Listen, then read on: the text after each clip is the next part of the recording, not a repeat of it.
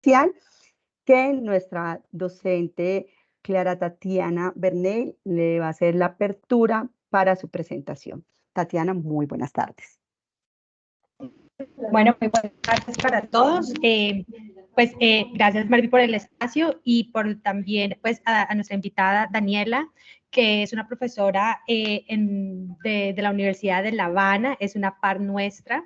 Y de verdad es muy significativo el que ella esté aquí porque hace parte de esta alianza. Queridos estudiantes, les contamos, es una alianza que estamos haciendo con esta universidad para proyectos de investigación, para intercambio de estudiantes, realmente, y pues para este tipo de actividades, para que no solo sean nuestras voces quienes nos acompañan durante el periodo académico, sino también escuchar las voces de nuestros ponentes internacionales. Entonces, en ese sentido, Daniela, te doy el espacio para que te presentes para nuestros estudiantes.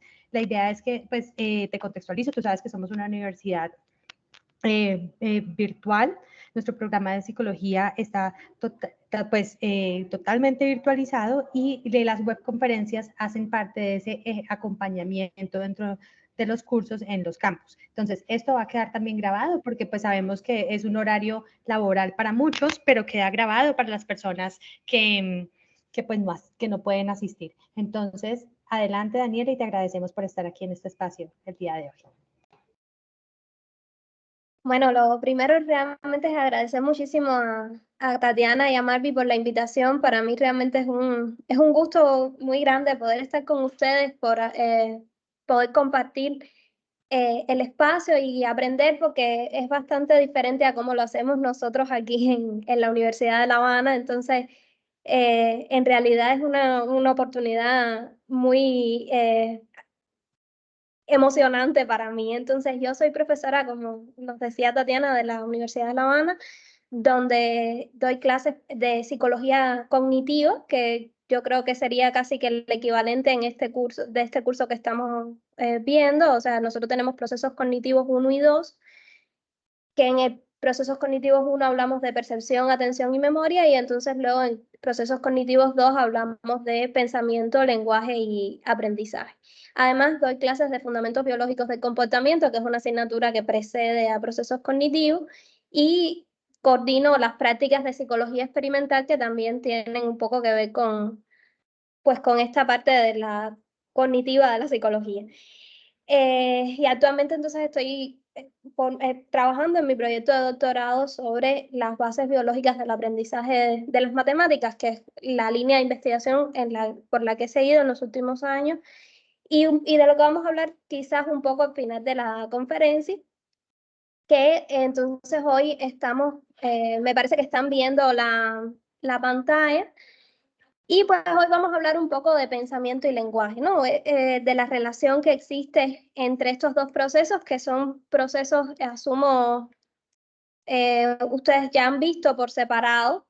Vamos a hablar un poco de, o sea, si necesitan en algún momento hacer una pregunta o quieren, pues levanten la mano o algo así en el chat, háganmelo saber, abrir quizás el micrófono y preguntar directamente, pero porque ahora cuando abro la presentación me es un poco más difícil ver lo que está pasando en el chat, así que cualquier pregunta, cualquier cosa que quieran hacer, pues interrumpimos sin ningún problema. Pues ya les decía, un poco hablar de pensamiento y lenguaje, y quizás muchos de ustedes ya tengan una idea, o la mayoría tengan una idea de qué cosa es el pensamiento y qué cosa es el lenguaje. De todas maneras, yo les traía como alguna definición de cada uno. Cuando hablamos de pensamiento, estamos hablando más o menos de una transformación de representaciones mentales para caracterizar el mundo y lograr un objetivo. De hecho, cuando nosotros hablamos de pensamiento, generalmente lo dividimos en cuáles son, podríamos decirle, los subprocesos del pensamiento, lo estudiamos a partir de las representaciones mentales, de la solución de problemas, del razonamiento. Quizás, al menos nosotros en la Facultad de Psicología también incluimos, en la Universidad de La Habana, perdón, incluimos la toma de decisiones. No sé si ustedes lo ven así, pero también es una manera de incluirlo o no, pero en fin, el pensamiento lo dividimos en función de sus tareas, pero de manera general pues es esta transformación sistemática que nos permite entender el mundo y lograr un objetivo.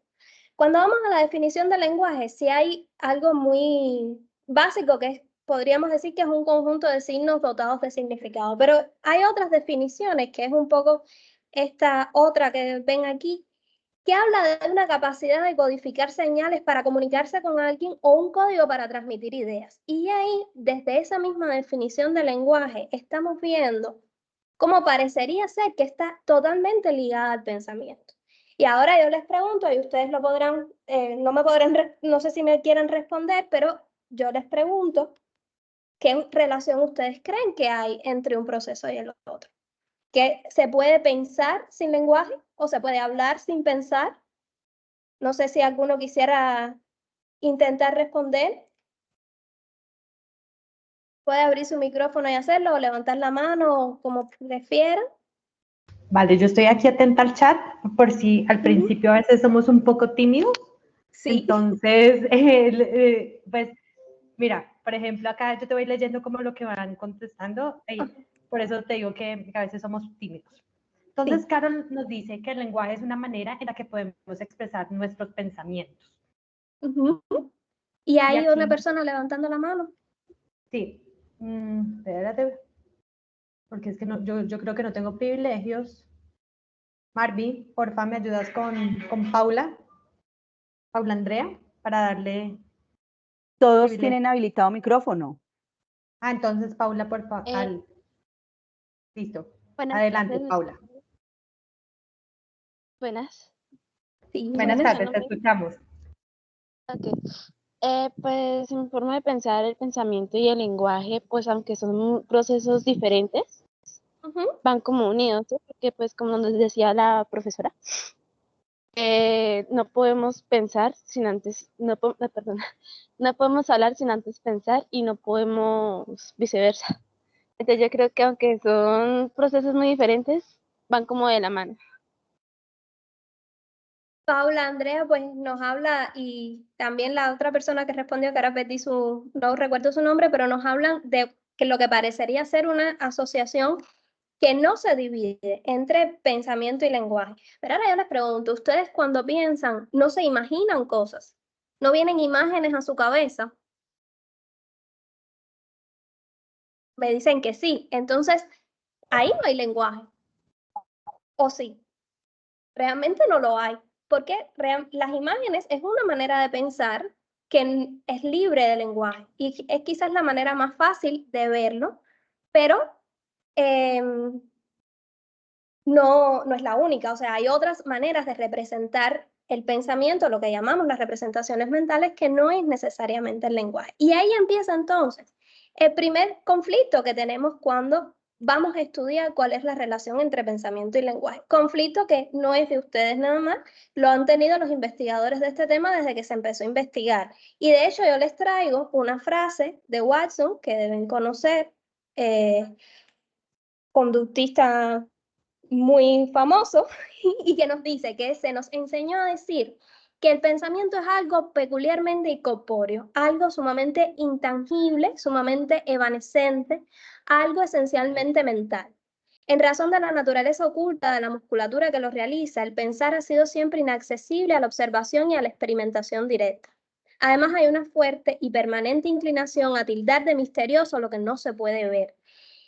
El conductista afirma que lo que los psicólogos han llamado hasta hoy pensar es, en síntesis, un hablar con nosotros mismos. A mí lo que me parece interesante de esta frase de Watson es que, para empezar, es muy clara la visión que asume el conductismo sobre la relación entre pensamiento y lenguaje. Y es una de las primeras posturas que hay en los estudios de este tema, que vamos entonces a ir viendo ahora como en más detalle. La postura conductista, que fue una de las primeras posturas, y ustedes probablemente también lo saben, ya de la historia de la psicología, una de las primeras posicionamientos teóricos, pues igualan el pensamiento con el lenguaje, no tal como estábamos diciendo nosotros al principio. Nos dicen que hablar y pensar es hablar consigo mismo, y por tanto lo que hablamos es una muestra de nuestro pensamiento, sería lo que dedujéramos de ahí. Pues efectivamente los conductistas la propuesta conductista habla de que son un mismo fenómeno. La relación entre ellos dos es que realmente para ellos son lo mismo y el pensamiento se expresa en la conducta a partir del lenguaje, con lo cual podríamos pensar incluso que desde la postura conductista, estudiar el lenguaje, estudiar el pensamiento, perdón, implica estudiar el lenguaje, porque son exactamente lo mismo.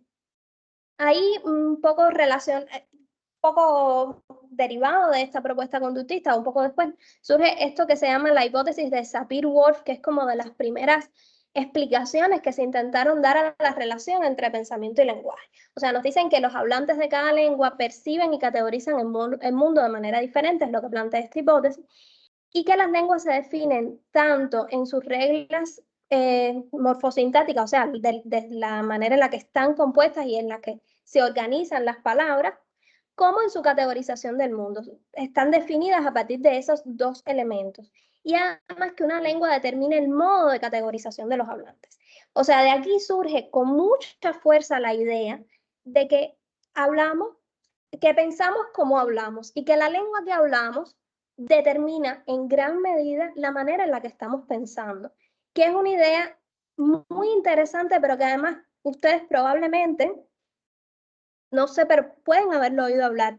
Hay varias charlas TED, por ejemplo, que hablan sobre esta relación entre pensamiento y lenguaje, y una de las cosas que dicen es que hay personas que se sienten, las personas bilingües o trilingües se sienten que son personas diferentes en otros idiomas, porque la estructura morfosintáctica del idioma un poco que estaría condicionando esa manera de pensar o esa manera de entender el mundo a partir de la estructura del lenguaje.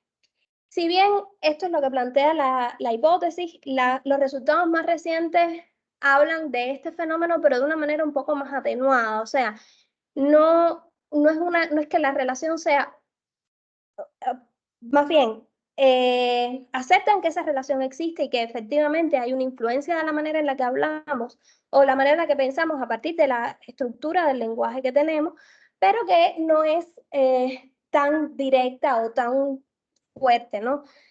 Yo recuerdo siempre una charla TED en la cual hablan de la asunción de la responsabilidad en función de los idiomas, un estudio muy interesante en el que hicieron que comparaban hablantes del español con hablantes del inglés. Y cuando hablamos en español de que algo está roto, decimos, no sé, la puerta o la ventana se rompió, sin decir exactamente quién lo hizo o cómo pasó. Sin embargo, en inglés esa estructura es bastante extraña, casi nunca se usa. Generalmente se dice, yo rompí la puerta o fulano rompió la ventana, fulano, o sea, tal persona rompió la ventana. Y eso hay una asunción diferente de la responsabilidad y a partir de la estructura del lenguaje, que un poco viene desde esta hipótesis de Sapir-Whorf. Y la razón por la cual les comento de este estudio es para que entiendan que a pesar de que esto es una visión bastante, podríamos decir antigua, porque al final de 1921-1956 no es del todo desechada en los estudios de la relación entre pensamiento y lenguaje.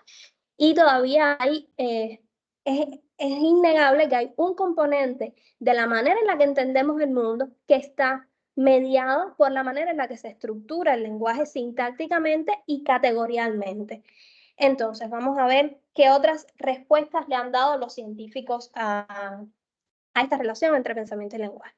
Hay una tercera hipótesis, sería ya, que es la hipótesis del pensamiento para el habla, que habla o sea, que plantea que los hablantes de la lengua son sensibles a la forma en la cual se codifican los diferentes conceptos y que existe un sistema conceptual independiente del lenguaje que se expresa entonces a través del lenguaje. O sea, en esta hipótesis el lenguaje es consecuencia del pensamiento y no un determinante. De hecho, dicen, los hablantes de cada lengua prestan mayor o menor atención a ciertos aspectos del mundo en función de facilitadores comunicativos que están incluidos en su lenguaje. Con lo cual, también hay una relación importante, tal como la hipótesis anterior, entre pensamiento y lenguaje en términos de determinación, pero tampoco es diferente en el sentido en el cual, en el sentido que plantean que el lenguaje se estructura a partir de un sistema conceptual o de un sistema de pensamiento. Y la hipótesis del pensamiento como interfaz entre módulos nos dice que cada función se constituye como un módulo que se procesa de tipos específicos, que procesa tipos específicos de estímulos sin acceso consciente a los procesos de manera independiente. O sea, el lenguaje sería aquí un medio de comunicación entre esos módulos cognitivos que funcionan de manera independiente y aportan como flexibilidad a la condición humana. Aquí, más que un condicionante del pensamiento, el lenguaje sería su facilitador. Podríamos decir en este de pensamiento como interfaz entre los módulos. Y creo que les traigo par hipótesis más. La del lenguaje como andamiaje social, que nos habla de que el lenguaje no transforma la arquitectura cognitiva, pero facilita su trabajo, produciendo entonces la descarga del sistema de símbolos externos. El instrumento, ahora no, por favor. Bueno. Entonces, el instrumento evolutivo da, estoy dando una clase. Entonces, aquí el instrumento evolutivo da a los sistemas simbólicos y en particular al lenguaje la función de amplificador de la cognición. O sea, aquí hay momentos, déjenme por si no me escuchan bien.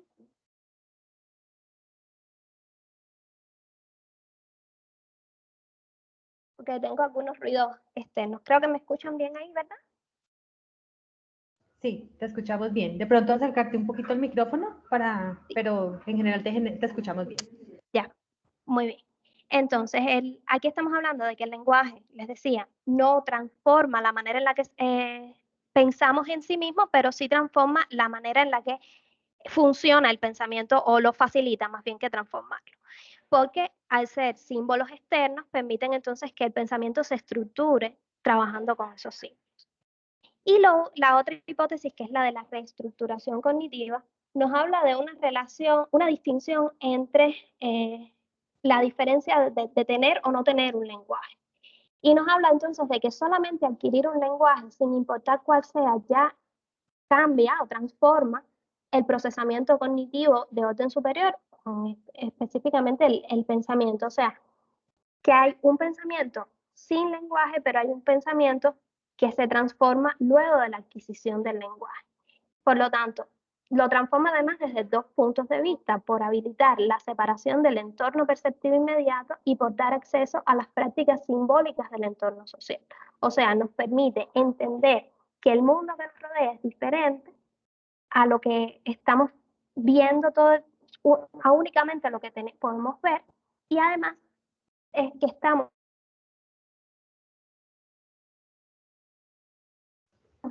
esto es la que vamos a hablar un poco más a profundidad, porque no podemos hablar de pensamiento y lenguaje sin hablar entonces de Vygotsky. No sé si conocen a Vygotsky, si lo han estudiado antes. Aquí en Cuba es como quizás de los autores más importantes o más citados en la tradición de la psicología que hacemos en la Facultad de la Universidad de La Habana.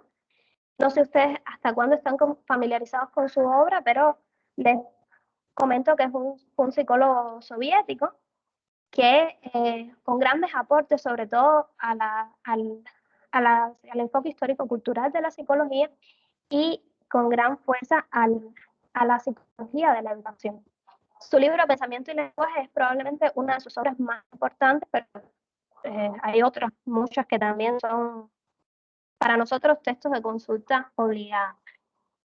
Y lo interesante de Vygotsky, aquí dice 1981 porque es el año de publicación de una edición, pero el libro es de la primera mitad del siglo XX. Es la primera visión de la relación entre pensamiento y lenguaje que se enfoca primero en cuál es el desarrollo de esa relación, no solo qué relación existe, como las hipótesis que habíamos visto anterior, sino cómo se desarrolla esa relación y cómo llega a ser lo que es en el adulto. Por eso es la hipótesis de la reestructuración cognitiva, o sea, por eso forma parte de las hipótesis, de las teorías que están dentro de la hipótesis de la reestructuración cognitiva. Porque primero habla del pensamiento y lenguaje por separado para luego ver cómo es su relación, y ahora vamos entonces a verlo por puntos. Yo no sé si han escuchado hablar, probablemente sí, de las historias de Amala y Kamala o de Víctor, el salvaje francés. No sé si les suenan esas historias, si lo han estudiado antes. Yo creo que cuéntanos, yo creo que cuéntanos un poco para contextualizarnos y también hacernos ese abrebocas para que nos interesemos más en el tema. Sí, les cuento. Pues las historias de Amal y Kamala es una noticia, creo que del siglo XIX, o finales del XIX, principios del siglo XX, de dos niñas que fueron encontradas criadas por los lobos. O sea, las niñas quizás una especie de accidente o algo había ocurrido con sus padres y fueron abandonadas en el bosque y las criaron en una manada de lobos. Había una niña que tenía 2 años y la otra era un poco más grande. Ellas las rescataron y las llevaron a un orfanato para lograr un poco, pues, llevarlas a la vida humana o a la socialización, ¿no? Socializarlas, diríamos. Y pues pasó una cosa muy interesante. La niña más chiquita, la que tenía 2 años, sí logró pues una adquisición del lenguaje, al caminar sobre sus 2 piernas y no sobre las 4 extremidades como lo hacía al principio, y una integración mucho más armónica a la sociedad, pero la que era un poquito más grande no lo logró del todo. O sea, le costó mucho la adquisición del lenguaje, le costó mucho el desplazamiento sobre las 2 piernas a punto de no lograr adaptarse del todo a la vida en la sociedad. Esta es la historia de Amal y Kamala. La historia de Víctor, el salvaje francés, es también muy triste, ¿no? Porque fue un niño que con 11 o 12 años fue encontrado en una jungla en Francia con características totalmente no humanas, o sea, animales, y pues fue llevado, se intentó primero enseñarle a hablar, enseñarle a vivir en sociedad, no lo lograron, y pues terminó en un zoológico como una atracción de zoológicos hasta el final de su vida.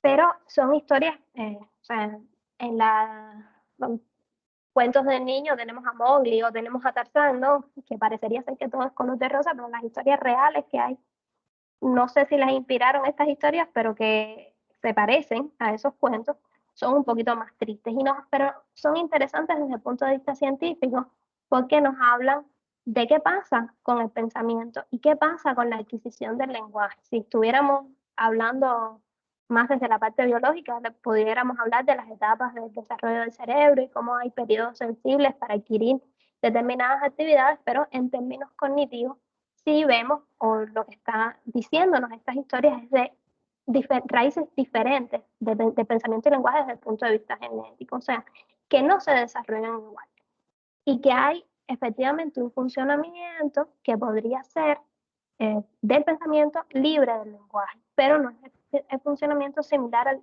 funcionamiento humano. Un poco lo que habla Vygotsky entonces es que estas dos funciones se desarrollan en líneas diferentes que son independientes una de la otra. Cuando vamos al desarrollo filogenético, el desarrollo de las especies, podemos hablar de que no hay una correlación definida y constante entre pensamiento y lenguaje. Y él en su libro habla de los experimentos de Kohler con los monos, que fueron experimentos clásicos donde Kohler les pedía o les facilitaba ambientes enriquecidos a un grupo de monos para que respondieran o que resolvieran problemas de adquisición de alimentos en varios pasos. Y ellos estudian, o él plantea que a pesar de que los monos logran una adquisición muy rudimentaria de determinados signos o señales que sirven para transmitir información, no hay una relación definida y constante entre esos signos y señales que logran con un procesamiento pues más relacionado con el pensamiento, la solución de problemas. Incluso ahí lo ven, hay un uso de herramientas muy embrionarios, pero el lenguaje se parece al humano en otros aspectos que son muy distintos. Entonces, la correspondencia que vemos entre el pensamiento y el lenguaje que tenemos nosotros, los seres humanos, es diferente en otras especies antropoides, como son los monos o los simios. parecería ser entonces que en el desarrollo de las especies estas dos líneas de pensamiento y lenguaje son totalmente diferentes y podemos diferenciar entre una fase preintelectual del desarrollo del habla y una fase prelingüística del desarrollo del pensamiento. O sea, no hay en otras especies que no sea el ser humano una relación estrecha entre pensamiento y lenguaje, y eso es lo que le permite a Vygotsky entonces plantear la hipótesis de raíces genéticas diferentes de pensamiento y lenguaje. ¿Qué pasa entonces con el ser humano? En el desarrollo de los autogenéticos se nota que vienen de raíces distintas. O sea, si ustedes, yo estoy segura que todos al menos han visto un niño pequeñito de pocos meses de nacido alguna vez en su vida. Y pueden establecer o pueden diferenciar de que esos niños pequeñitos son capaces de ir resolviendo determinados problemas, de utilizar herramientas, de llegar a alguna que otra conclusión en función de la edad. Todos son evidencias de una etapa prelingüística del pensamiento. Y también con estos niños muy pequeñitos también sabemos que hay espacios de desarrollo del lenguaje, o sea que el lenguaje se va desarrollando poquito a poco, primero empiezan que si mamá, que si papá, muchas veces los niños dicen las palabras sin saber exactamente lo que significan, muchas veces no, casi siempre en el inicio del lenguaje, de la adquisición del lenguaje, los niños hablan sin saber del todo lo que significan. No hay nada más bonito que ver un niño de 8, 9, 10 meses parado decir mamá, mamá, mamá, mamá. Eso es muy lindo, pero el niño, y nosotros nos emocionamos todos y ahí el niño está diciendo su primera palabra, pero realmente el niño lo que está es repitiendo una serie de sonidos que escucha, con lo cual es un pensamiento preintelectual, que no hay un significado asignado a esos símbolos que son las palabras o que es el lenguaje. Pero hay un punto en el tiempo que hasta cierto punto esas dos líneas van separadas, independientes una de la otra, y en un punto determinado se encuentran, y es cuando el pensamiento se torna verbal y el lenguaje racional. Y Vygotsky habla de que este es el punto crítico en el cual el niño aprende que todo tiene su nombre y que cada cosa puede ser nombrada, con lo cual hay una relación entre, se empiezan a relacionar el pensamiento y el lenguaje a partir de entender esa naturaleza o esa estructura del lenguaje, de decir, ok, cada una de mis palabras tiene un significado y cada una de las cosas que yo veo a mi alrededor tiene un nombre que me ayuda a representar. Eso generalmente sobre los 2 años, una cosa así, varía, pero empieza a ocurrir. Vygotsky también plantea unas 4 etapas más o menos de desarrollo del lenguaje. Hay una primera fase, que es la fase primitiva o natural, que es esta que estábamos hablando de los niños pequeñitos, que hay un lenguaje preintelectual, pensamiento preverbal.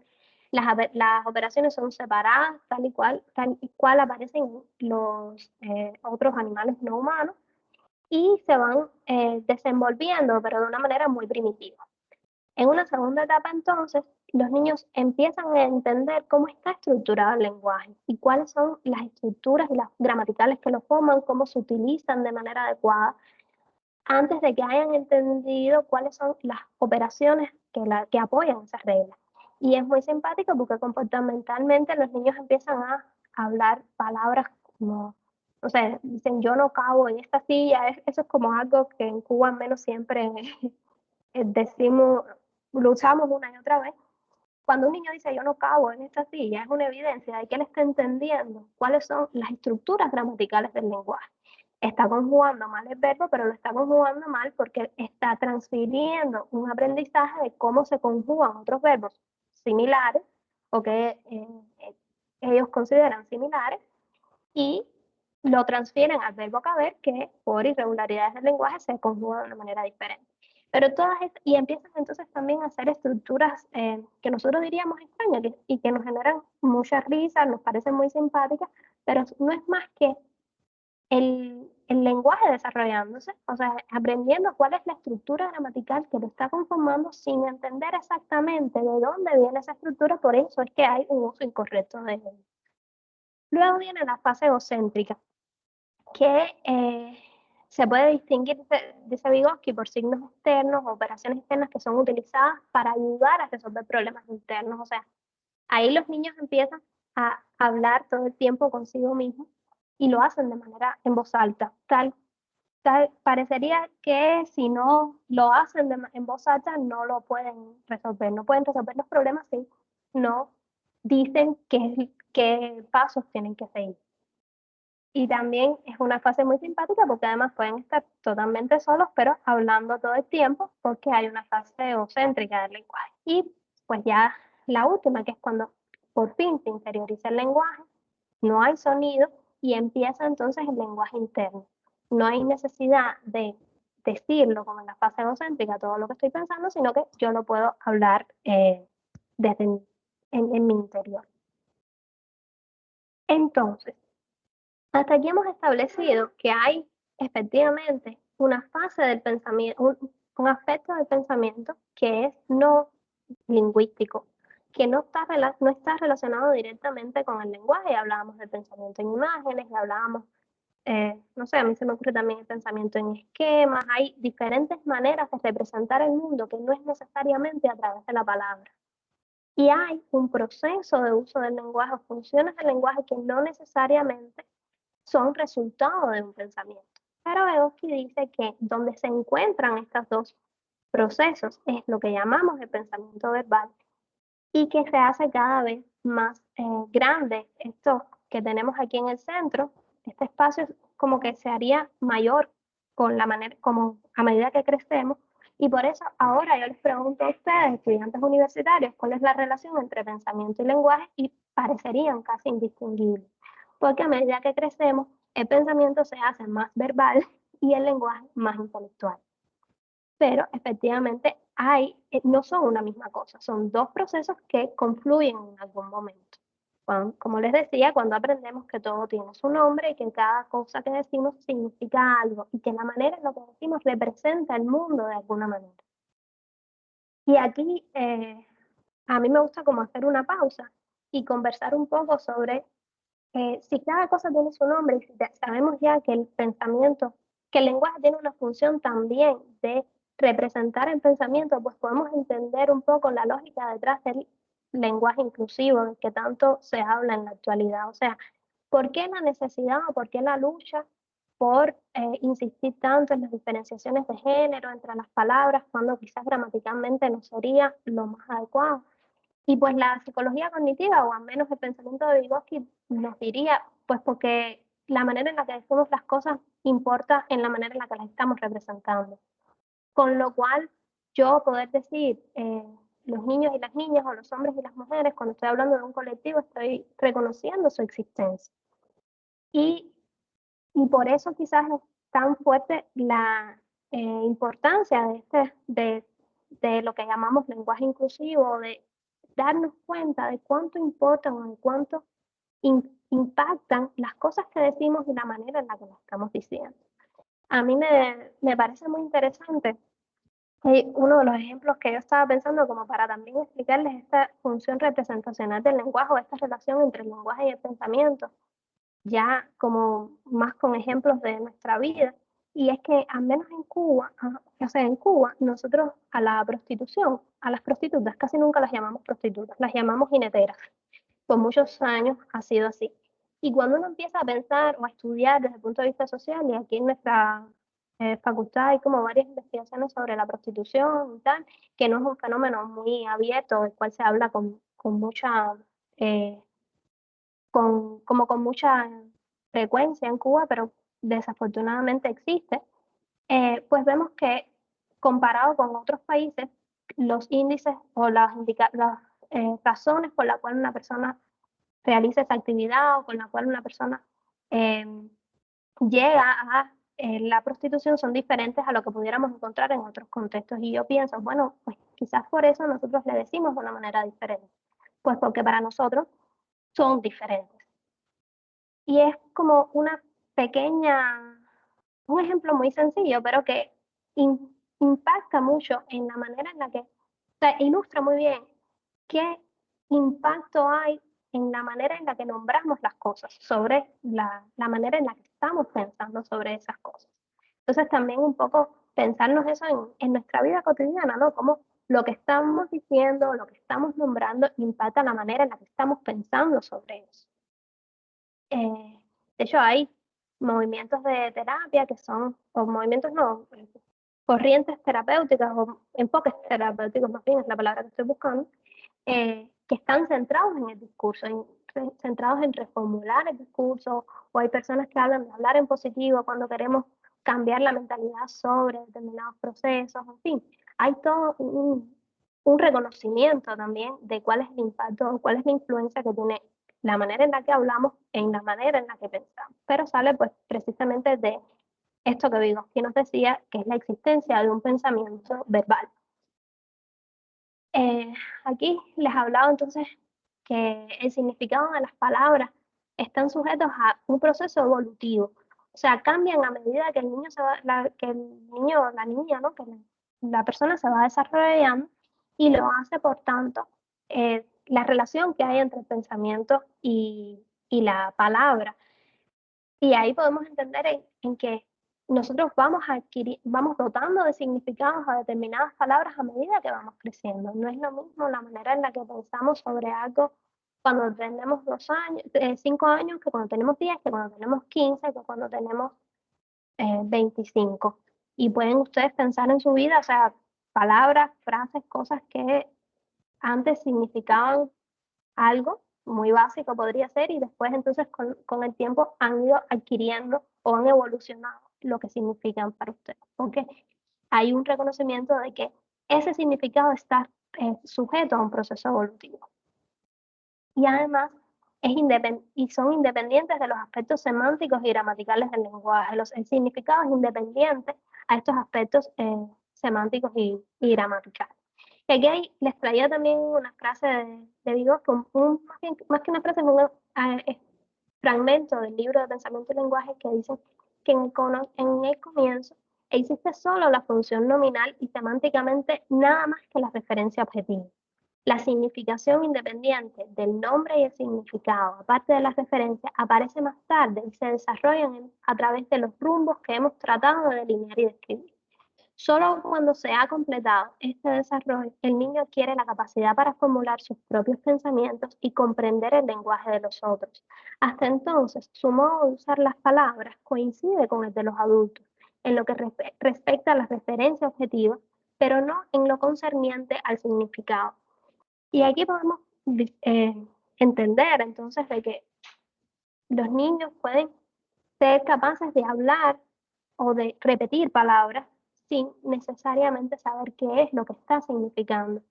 Un poco parecido a lo que hace un loro o una cotorra. No sé si ustedes le dicen cotorra, pero nosotros le decimos cotorra a estos pájaros que son verdes, rojos y blancos, que repiten palabras. Son muy bonitos, pero ellos supuestamente aprenden a hablar, ellos realmente aprenden aspectos semánticos y gramaticales de un lenguaje, pero no hay una relación con un pensamiento. Y es un poco lo que nos dice Vygotsky que pasa también en el desarrollo de cada uno de nosotros. Entonces, aquí les traía pues los tipos de lenguaje que Vygotsky diferencia y que un poco ilustran este desarrollo de que estábamos hablando de la relación entre pensamiento y lenguaje, empezando por el lenguaje egocéntrico del que ya hablamos, luego el lenguaje social, que es el lenguaje para comunicarnos con los demás. El lenguaje social, el lenguaje egocéntrico y el lenguaje social se vuelve el lenguaje interiorizado, del que también habríamos hablado, un lenguaje para sí mismo. Y él habla entonces de que la forma más desarrollada del lenguaje viene a ser el lenguaje escrito. ¿Por qué?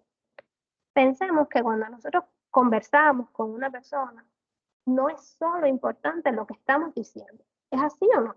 Piensen, o sea, nosotros tenemos la oportunidad, ahora ustedes me están viendo o me están escuchando, yo con mi tono de voz puedo hacer determinados énfasis en lo que yo quiero decir o hacer como hincapié en una cosa o en la otra, ustedes podrían entender mi estado de ánimo, quizás desde la manera en la que estoy hablando, desde la manera en la que luzco, y pasa con cada una de las personas con las que nos comunicamos todo el tiempo, con las que intercambiamos y a las que con las que hablamos, incluso las personas que hablan con nosotros son capaces de sacar determinada información, no únicamente de nuestras palabras. Pero cuando nosotros escribimos, ¿qué pasa con eso? Eso no está. Y en la era digital hemos inventado emojis para tratar de mimetizar esos aspectos con relativo éxito, pero no es exactamente lo mismo. O sea, cuando hablamos necesitamos muchas más palabras para poder expresar lo que estamos pensando. Con lo cual, el lenguaje escrito es la manera de mayor desarrollo de poder expresar el pensamiento, porque necesitamos mucha más información y mucha mejor organización de lo que estamos pensando para que sea entendible. Eso, los profes lo sabemos porque no hay nada más complejo que revisar una prueba escrita de un estudiante con un pensamiento desorganizado, por decirlo de alguna manera. O sea, a la hora de ustedes responder una prueba, es importante organizar sus ideas, porque entonces no se entiende lo que quieren decir. Por eso el lenguaje escrito es tan difícil o es tan desarrollado en palabras de Vygotsky, porque no es lo mismo. Y a los estudiantes de psicología, menos a los nuestros, si por ellos fuera, todas las pruebas fueran orales, porque les es mucho más fácil expresar y decir lo que ellos quieran y defenderse y de manera oral. En los seminarios o en clases, en preguntas en clases y tal, pues es mucho más fácil hablar y salen bien, pero a la hora de escribir, ahí viene un problema. Y es justamente por esto, por este proceso de desarrollo del lenguaje o este proceso de desarrollo más bien de la relación entre pensamiento y lenguaje. O sea, lograr que ese lenguaje interiorizado y ese lenguaje social se expresen en un lenguaje escrito es un paso, diríamos, podríamos decir superior y que requiere pues entonces mucha más dedicación y mucho más elaboración desde el punto de vista del pensamiento. Entonces ya yo les quería ahora hablar un poco de qué pasa con esto actualmente. O sea, en términos contemporáneos, cómo podemos hablar de relaciones entre pensamiento y lenguaje o qué influencias hay entre la manera en la que pensamos desde el punto de vista experimental. Yo les decía al principio que uno de mis focos de mi desarrollo investigativo tiene que ver con el procesamiento numérico, que si bien cuando hablamos de procesamiento numérico no estamos hablando directamente de pensamiento, sí es una manera de evaluar diferentes procesos que se relacionan con cómo pensamos y cómo organizamos el mundo. Y hay evidencias súper interesantes de cómo el lenguaje, estructura y media, pues esa relación o ese desarrollo del procesamiento numérico. Yo les traía primero evidencias de lo que se llama el efecto SNARK. SNARK son las siglas en inglés de la Asociación Numérica Espacial de Códigos de Respuesta. O sea, en inglés se llama Spatial Numerical Association of Response Codes. Es un efecto que plantea que somos más rápidos para comparar números cuando la mano que utilizamos para dar la respuesta coincide con la ubicación de esa cantidad en una línea numérica mental. O sea, y ahí vamos un poquito más en términos de procesamiento numérico. Ahí hay una teoría de que habla de que los números en nuestro cerebro están representados como si fuera una línea numérica mental ordenada espacialmente de izquierda a derecha. O sea, en la izquierda están los más pequeños y van creciendo a medida que nos vamos desplazando por esa línea numérica mental. Y esta idea surge entonces o tiene como base el llamado efecto SNARK, que es un efecto descrito de hace más de 20 años, pero con el cual se han investigado, en realidad hace más de 30 años, desde el año 93. Es un efecto entonces que se ha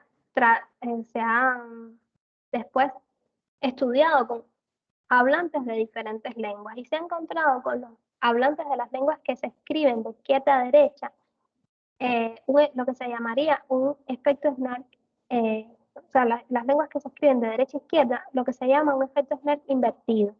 específicamente con los hablantes del árabe. ¿Qué significa un efecto Snark invertido? Que las cantidades más grandes se juzgan más rápido con la mano izquierda y las más pequeñas más rápido con la mano derecha. Al revés de cómo pasa con los hablantes de lenguas escritas de izquierda a derecha, como nosotros, o los que hablan inglés o los que hablan francés. Con los árabes entonces se ha encontrado esto que se llama efecto Snark invertido.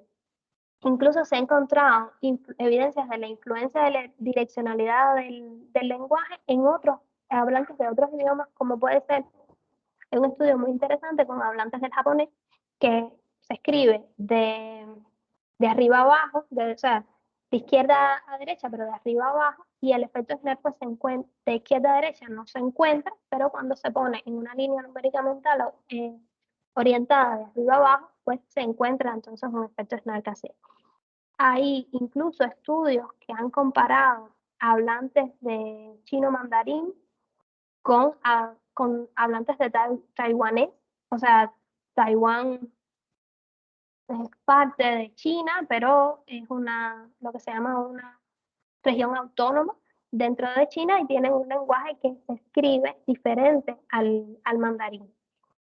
¿Por qué se hizo este estudio? Pues para tratar de disminuir o de controlar los efectos de la cultura, porque al final son dos regiones, pues culturalmente casi que son el mismo país, en dependencia de la visión política que tengamos, ¿no? Pero culturalmente muy cercanos, pero escriben de manera diferente. Y se encontraron efectos Snark diferentes en ambas poblaciones. Esto es una evidencia de cómo la dirección en la que escribimos está condicionando la manera en la que estamos representando algo tan simple como es el orden de los números en nuestra cabeza. O sea, nosotros podríamos pensar que todo el mundo piensa que los números se organizan del 1 en adelante, empezando por aquí, o sea, por mi mano izquierda para los que solo me están escuchando, pero no necesariamente. Lo que nos dicen las investigaciones es que depende de cómo tú escribas. Y las otras evidencias que les traigo, entonces son efectos de la dirección de la escritura en lo que se llaman magnitudes no numéricas, específicamente en la estructuración o la representación del tiempo y del espacio. O sea, las investigaciones nos hablan de que en la representación del espacio hay evidencias de la influencia de la dirección de la escritura en la organización del proceso de lectura y en la organización del conteo de objetos. Los estudios con árabes, nuevamente, son muy interesantes porque nos hablan de que los árabes cuando escanean una escena visual o cuando escanean una página de un libro para empezar a leer, lo hacen de derecha a izquierda, no como nosotros, que nosotros empezamos a escanear una escena visual de izquierda a derecha, porque nuestro mundo está organizado de izquierda a derecha. Cuando contamos, empezamos siempre 1, 2, 3, 4, o sea, desde nuestro dedo índice en adelante. Los árabes no lo hacen así. Cuando contamos objetos, casi siempre empezamos a contar desde la izquierda, 1, 2, 3, 4, y luego de la izquierda hacia la derecha y de arriba hacia abajo. Los estudios, estas investigaciones lo que dicen es que en culturas que la dirección de la escritura es diferente a la nuestra, pues hay un proceso diferente un procesamiento diferente del espacio, incluso tan marcado como la estructuración del mundo. O sea, el mundo empieza de derecha a izquierda, no de izquierda a derecha como para nosotros. La manera en la que nosotros miramos una habitación o escaneamos una escena visual empieza por la izquierda. Para los árabes empieza por la derecha. Y cuando termine la conferencia, si no me creen, yo les invito a que abran YouTube en árabe y van a ver cómo YouTube o cualquier página de internet en árabe se carga de derecha a izquierda, no de izquierda a derecha como se carga para nosotros en un navegador. Entonces, las otras evidencias tienen que ver con la manera en la que las personas crean representaciones espaciales de las secuencias temporales. Y hay investigaciones que hablan también de una influencia de la dirección de la escritura. Para nosotros, y si tienen un papelito cerca, lo pueden hacer ahora, organizar pasado, presente y futuro con 3 figuras. Probablemente, si lo hacen, la mayoría ponga primero el pasado a la izquierda, luego el presente y luego el futuro, en una línea de izquierda a derecha. Lo que dicen las investigaciones es que no todas las culturas organizan el tiempo así. Nuevamente, las evidencias de los árabes hablan de que la organización de los hechos del pasado está casi siempre hacia la derecha y de los hechos del futuro hacia la izquierda, y el presente también en medio. Pero hay evidencias de, por ejemplo, una tribu, creo que en América del Sur, no estoy de todo segura ahora de la localización, pero que la localización del presente es primero presente y luego pasado y futuro, bajo la concepción de que ellos solo pueden ver el presente, el futuro está a su espalda porque no saben qué es lo que va a pasar, y el pasado pues ya fue. Entonces, estamos hablando de cómo la cultura y la manera en la que hablamos y en la manera en la que nos referimos a las cosas influye en la manera en la que estamos organizando el mundo para poder entonces resolver determinadas situaciones. Hay también evidencias de, por ejemplo, en términos de la categorización, los estudios de categorización, del proceso de creación de conceptos y categorías. Hay muchos estudios que hablan de la influencia del lenguaje, o sea, que han estudiado en tribus en diferentes lugares que tienen poco contacto con la civilización occidental, que tienen maneras diferentes de categorizar el mundo, de entender los colores, la relación entre las cantidades, o de entender la distribución espacial y la orientación espacial del mundo. Entonces, todas estas son evidencias muy interesantes de cómo la manera en la que hablamos y la manera en la que escribimos, no solo hablamos, sino la manera en la que escribimos está influenciando cómo representamos el mundo. Y ya lo último entonces que les traigo es un ejemplo de mis propias investigaciones. Una investigación que todavía está en vías de publicación, pero que ya que estamos hablando de relación entre pensamiento y lenguaje, pues dije, vamos a conversar un poquito sobre esto, porque es un estudio, fue un estudio para ver cómo a nivel cerebral se activan las representaciones de cantidades, la representación de cantidades en diferentes formatos de representación numérica. O sea, cuando hablamos de los números, hablamos de una condición o un formato no simbólico, que es cantidades de objetos que podemos saber cuántos son, y de una representación simbólica que vendrían siendo los dígitos y las palabras con las cuales nombramos esos dígitos. O sea, decir 5, decir 6 es una representación simbólica de cantidad. Entonces, en este experimento comparamos a nativos del chino con nativos del árabe durante la visualización pasiva de cantidades en diferentes formatos de representación, para saber cómo respondían o qué áreas del cerebro se activaban y cómo se lateralizaba esa activación. Cuando hablamos de lateralización, estamos hablando de qué lado del cerebro está más activo.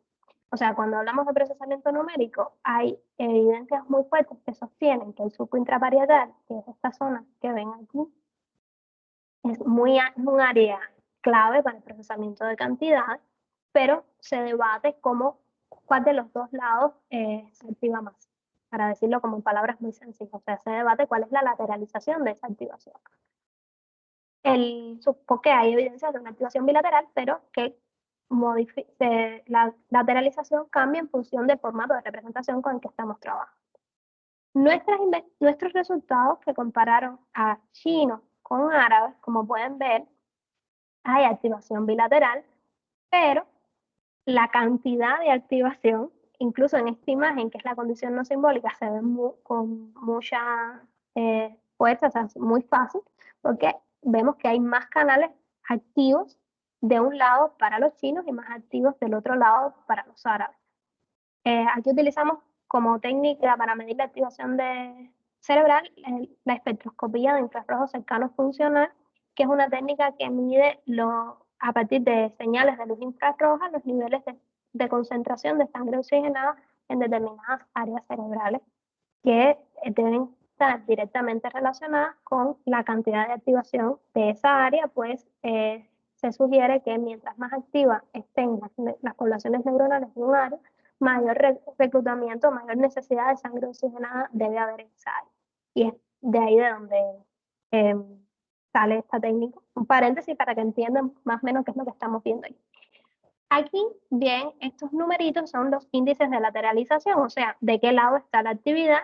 El índice de lateralización es un número, se compara, se resta la actividad de un lado con la del otro y nos da pues un numerito, que si es positivo nos está hablando de una lateralización hacia la izquierda y si es negativo hacia la derecha. Como pueden ver aquí, para los chinos la lateralización en esta condición no simbólica, o sea, procesar numeritos, es hacia la derecha, pero para los árabes hacia la izquierda. O sea, una misma tarea, hay un patrón de respuesta diferente entre un grupo y el otro, que también pasa pues en la condición simbólica.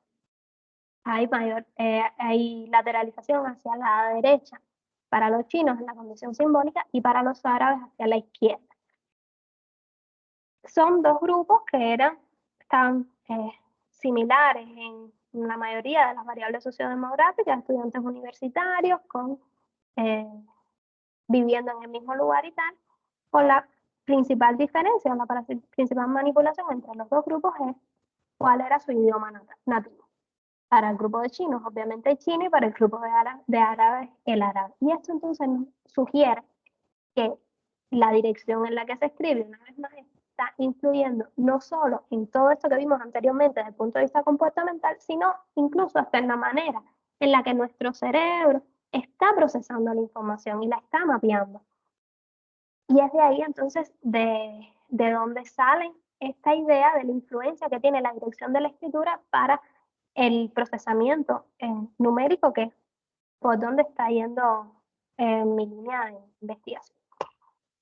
Yo voy a parar aquí, llevamos casi una hora creo hablando, entonces no sé, y ahora yo creo que es un momento para que ustedes hagan preguntas, todas las preguntas que quieren, y entonces ya para el cierre les digo pues dónde pueden leer un poco más de lo que hemos estado hablando.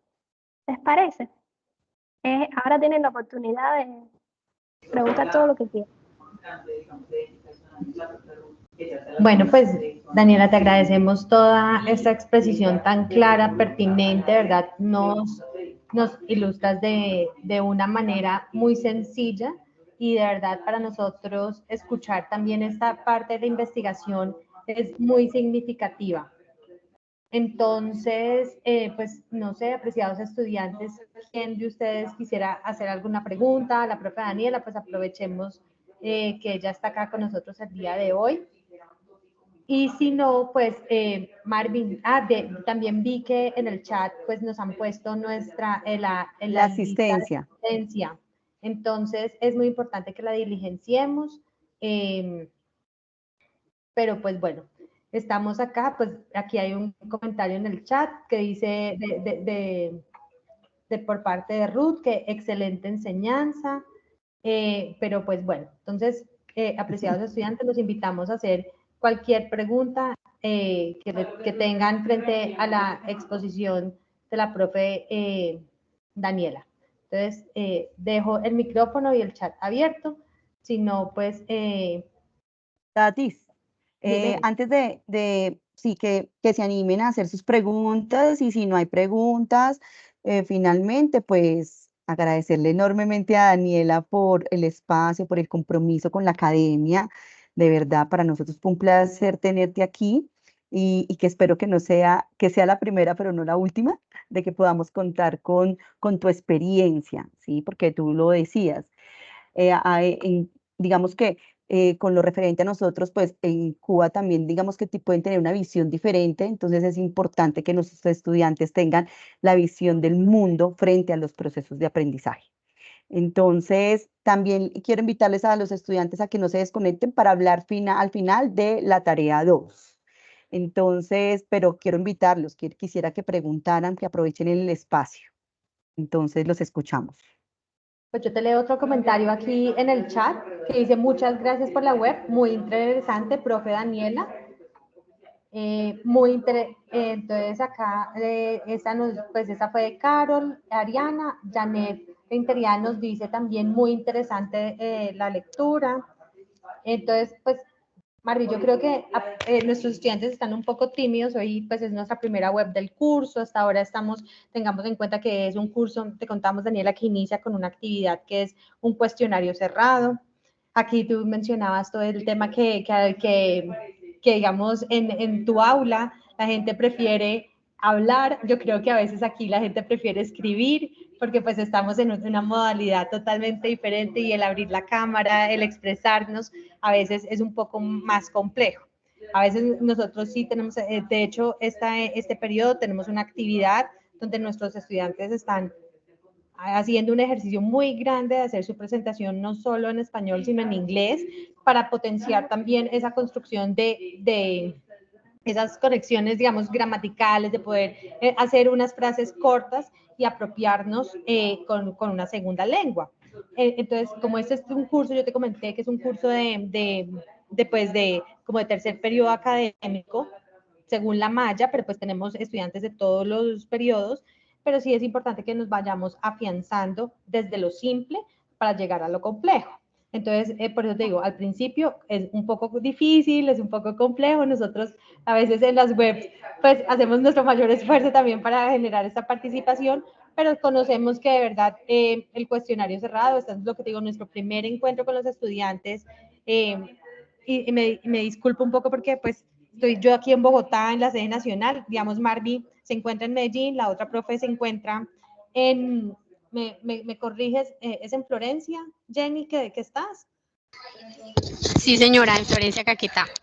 O sea, estamos distribuidos por todo el país y nuestros estudiantes están de la misma manera. Entonces, somos 3 profes que acompañamos el curso, pero pues estamos en diferentes zonas. Bueno, yo vi aquí una manito levantada. No, ahora la perdí. Alguien se me arrepintió por yo ponerme a hablar. Pero pues, bueno, entonces, pues Marvi, yo creo que pues cerremos acá. Igual tampoco podemos abusar del tiempo de nuestra profe invitada el día de hoy y damos paso a la presentación de lo que es la... Ay, te escuchamos. Antes de cerrar, porque no les comenté y un poco de dónde pueden leer más sobre estos temas. O sea, yo les traía como ya para el cierre cuáles fueron pues, los principales referentes. Por supuesto, el libro de Pensamiento y Lenguaje de Vygotsky, específicamente en los capítulos 4 y 7. Este es un libro de texto nuestro que no sé si está disponible en internet, pero este sí está disponible en internet, que es el Manual de Introducción a la Psicología Cognitiva de la Universidad de la República, que en su capítulo 5 está dedicado al pensamiento y al lenguaje. O sea, primero hacen un recorrido por elementos del pensamiento, luego por elementos del lenguaje y cierran entonces con su relación, y puede ser pues útil para también los estudiantes para leer más sobre este tema. Ya, ahora sí. Bueno, pues entonces, Marvi, ¿cierras este espacio? Claro que sí. Entonces, nuevamente, de verdad, Daniela, muchísimas gracias por la oportunidad de compartir también con nuestros estudiantes otras experiencias. Te agradecemos muchísimo y nuevamente invitada para próximos eventos en nuestra universidad. Muchísimas gracias.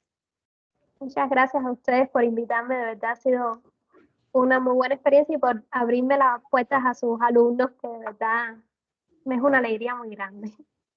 Gracias a ti. Sí, no, muchas gracias, profe. Pues Daniela, estaremos en contacto tú y yo muy pronto y pues agradecerte infinitamente por estar acá en nuestro espacio. Entonces te mandamos un beso, un abrazo desde acá y pues cualquier cosa que necesites desde nosotros también estaremos muy atentos. Ah, mira, acá hay Ruth, se animó a prender la cámara, mira, y Julie también. Ahora sí, Ay, cuando qué la estoy bella. despidiendo, ¿no? Qué Ahora bella, sí. sí. Un abrazo para todos. Muchísimas gracias por su participación, de verdad. Y como les dije, voy a dar este final espacio para explicar la guía de actividades. Entonces, un abrazo. Sí. Bueno, chicos, Bueno, entonces, chao, Dani, yo besos, me gracias, desconecto. bye. Chao. Chicos, bueno, entonces yo sé que muchos de ustedes tienen algunas preguntas frente a la realización de la actividad de la tarea 2, pero voy a prender mi cámara, es que he tenido problemas de conexión, entonces me da susto que prenda la cámara y se me dañe un poquito el sonido. Si se daña el sonido, me cuentan, ¿listo? Entonces, chicos, lo primero que vamos a realizar, ¿cierto? Eh, es activar. La compañera Jenny nos hizo un grupo para que por ahí podamos como conectarnos. Ahí la idea es que en ese grupo nosotros les vamos a dar información que es importante, pero también ustedes nos pueden hacer preguntas que de pronto no sean tan específicas. De su tutor, sino que sean generales y nos puedan servir para todos. Ya cuando son específicos de una calificación del docente, de algo, pues sí ya nos toca que sea específicamente con el profe, ¿cierto? Entonces, lo primero que la invitación es para que todos estemos como conectados en ese grupo de Teams. La segunda actividad que tenemos es una presentación en inglés, ¿cierto? Respondiendo a unas preguntas muy básicas. Yo sé que las compañeras también ya les compartieron por el foro como un ejemplo de cómo pueden hacer esa presentación en un link que nos la hizo nuestra profe Tatiana Bernay. Entonces, ¿qué tenemos que contestar? Nada, una presentación sencilla, cuál es nuestro nombre, cuántos años tenemos, dónde vivimos, con quién vivimos, qué hacemos y trabajamos, y por qué decidió estudiar psicología. Miren que es una presentación muy sencilla. Yo precisamente ayer que pasé por foros vi que ya había muchos ya súper animados, hicieron la presentación, entonces los que no lo han hecho, los invito para que realicen esta presentación en inglés, que es muy sencilla. La idea es que ustedes la pueden hacer, hay muchas plataformas donde la pueden hacer, hay estudiantes que lo han hecho por YouTube, otros que lo han hecho por Loom. Bueno, es la aplicación con la que ustedes se sientan más cómodos, pero lo importante es que podamos ver su rostro, no nos pongan una foto ahí, sino que realmente podamos ver su rostro y esa pequeña presentación. ¿Listo? Bueno, también después de que hagamos ese video, lo compartimos en el foro para que los compañeros también se animen a realizarlo, vamos a contestar unas preguntas planteadas por la red de docentes. Esas preguntas se les dejaron a ustedes en el momento que se les habilitó el foro. Entonces, la idea es que ustedes puedan dar respuesta a esas preguntas de una forma argumentada, es decir, que de acuerdo a esas lecturas que ustedes hicieron, a esa contextualización que ustedes realizaron, puedan hacer responder esas preguntas con sus palabras, pero ojo, algo que es muy importante, así ustedes la hagan con sus palabras, pues ustedes las pueden fundamentar con una cita textual o pueden parafrasear, entonces es muy importante que referencien de dónde sacan la información, porque no es algo que ninguno de nosotros nos hayamos inventado, sino que de una u otra forma hemos tomado información de algún artículo, de algún libro, la hemos tomado de alguna parte. Entonces es importante dar crédito de esa información, de dónde fue que la recolectamos. Luego de que ya hemos hecho esto, ¿cierto? Hemos contestado las preguntas, hemos empezado a dinamizar ese foro, cada uno de ustedes va a buscar un artículo que se encuentre relacionado con el tema que estamos viendo, ¿cierto? Los factores psicosocioculturales que influyen en el desarrollo del pensamiento en el lenguaje. Aquí quiero hacer una claridad. No van a encontrar un artículo con toda esa información. Ustedes pueden buscar un artículo sobre el pensamiento que esté relacionado desde lo psicológico, desde lo social o desde lo biológico, ¿cierto?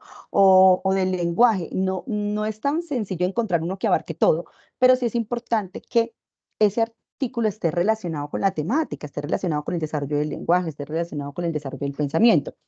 Otro punto importante es que sean artículos actuales.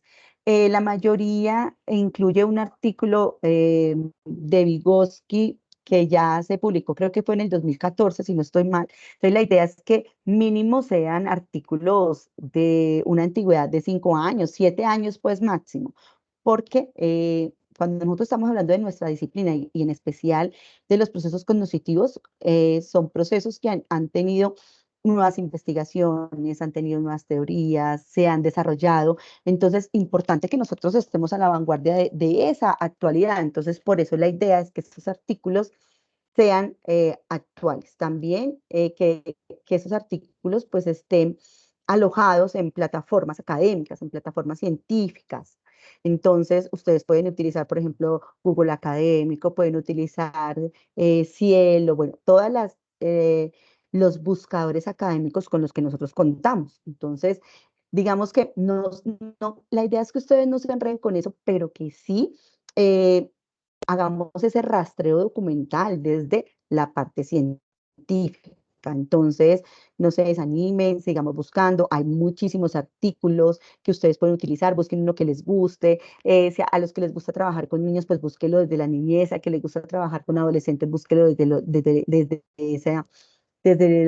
adolescencia. A que les guste trabajar con adultos, pues lo buscan en ese rango poblacional. Entonces, ustedes tienen una amplia gama para que puedan hacer la búsqueda de este artículo. Entonces, ya cuando tenemos la búsqueda de este artículo, ¿qué nos pide? Nos pide que hagamos un RAE, un resumen analítico especializado. Esa plantilla está en un enlace que se les dejó al momento que habilitamos el foro. Entonces, ustedes lo pueden descargar de ahí y sobre esa plantilla vamos a trabajar. Como estamos hablando de un resumen analítico especializado, no significa que vamos a cortar y pegar. Lo que significa es que vamos a contar con nuestras palabras ese análisis que le realizamos a ese artículo, teniendo en cuenta cada uno de los ítems que tenemos en ese RAP. Lo mismo, el hecho de que estemos hablando de un resumen, pues también tenemos que dar créditos de dónde hemos sacado. Si estamos sacando piezas textuales, pues lo referenciamos según normas APA.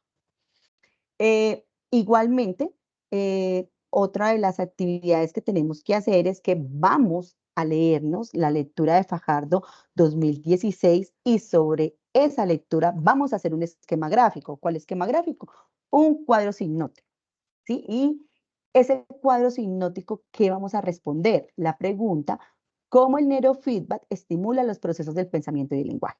Entonces, esas son las actividades que nosotros tenemos programadas para esta primera actividad. Finalmente, pues todo esto yo lo voy a entregar en un documento, ¿cierto? Que cumpla con los criterios de un documento académico, de un documento universitario, que va a incluir su portada, su introducción, el enlace de la presentación personal, las respuestas a las preguntas orientadoras, la presentación del RAE, el cuadro sinóptico, unas conclusiones y las referencias bibliográficas. Ese es el trabajo individual que cada uno de ustedes debe entregar. Aunque sea un trabajo individual, es muy importante que los avances se vean reflejados en el foro, porque el foro tiene un objetivo, y es que nosotros podamos nutrirnos de la información, de la investigación que van realizando nuestros compañeros. Entonces, es muy importante que miremos las respuestas que hacen los compañeros y las analicen frente a las suyas, y ustedes pueden encontrar diferencias, pueden encontrar similitudes, y todo eso pues va a nutrir muchísimo más nuestro proceso de aprendizaje.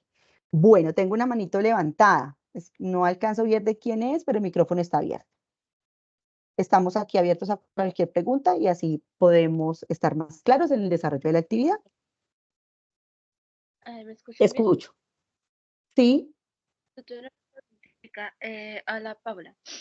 Y le voy a decir yo, Hola, Paula. el resumen del artículo tiene un límite de palabras o es ilimitado, como lo quiero escribir. Bueno, el resumen, como les dije, tenemos una plantilla específica, ¿cierto?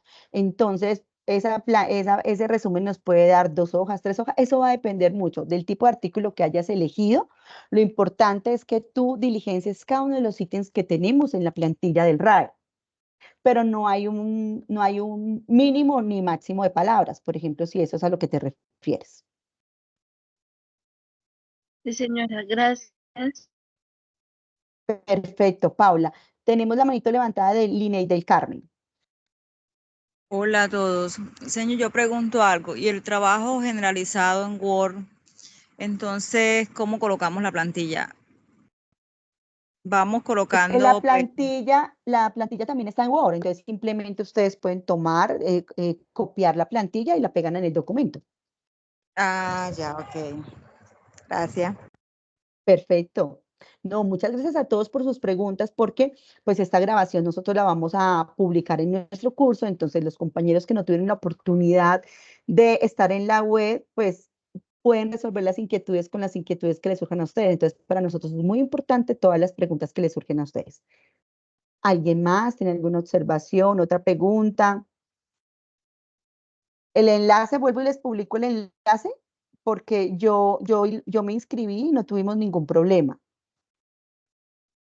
Por aquí en el chat alguien me escribió sobre el enlace.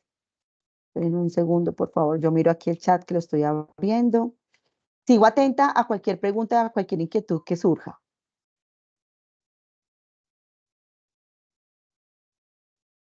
Sobre las preguntas orientadoras, hay que buscar artículos diferentes a los del curso. Miren, nosotros en el curso tenemos la posibilidad de vincular unos documentos, ¿cierto? Pero ustedes tienen la oportunidad, aparte de esos documentos, hacer también una investigación autónoma para poder nutrir mucho más sus respuestas. Entonces, no hay ningún problema con eso.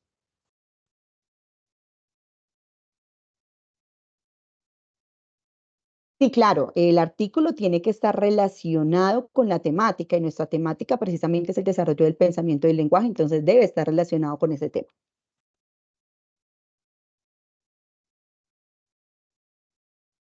Bueno, ¿qué hay por acá? Por favor, todos diligenciar la asistencia. No se les olvide, para nosotros es muy, muy importante este proceso.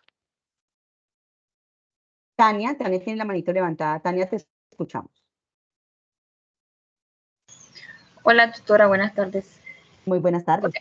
Tutora, o sea que el artículo es sobre el tema de la tarea, ¿verdad? Factores bio, sí, claro, el tema culturales. de la unidad, Tania, sobre el tema de la unidad que estamos trabajando. Listo, pero se hace tal cual así la plantilla como muestra el ejemplo. Sí, como muestra, es que no, esa es la plantilla que debemos utilizar para el RAE. Listo, profe, esa era la duda, gracias. A ti, Tania, muchas gracias. Bueno, chicos, entonces, si no hay más preguntas, vamos cerrando este espacio, agradeciendo infinitamente nuevamente su participación y recuerden que tenemos diferentes canales, tenemos el grupo de Teams, tenemos el correo interno de la plataforma y el foro para nuestra comunicación. Entonces, les deseo un término de tarde muy exitoso y nuevamente muchas gracias por participar. Entonces, hasta una nueva oportunidad. Hasta pronto. Muchas gracias, profe. Gracias.